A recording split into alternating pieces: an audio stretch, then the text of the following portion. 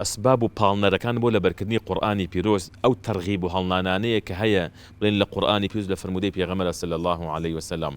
دکتۆر ئەیمن کە ئێستا خوای گەورە پاداشی باتوێکێک لە مامۆستا گەورەکان یان حتا محققە لە بواری قراءەت و زانستەکانی قورئان دەڵێ من تەمەنم 14 ساڵ بوو کاتێک کە باوکم وەفاتی کرد.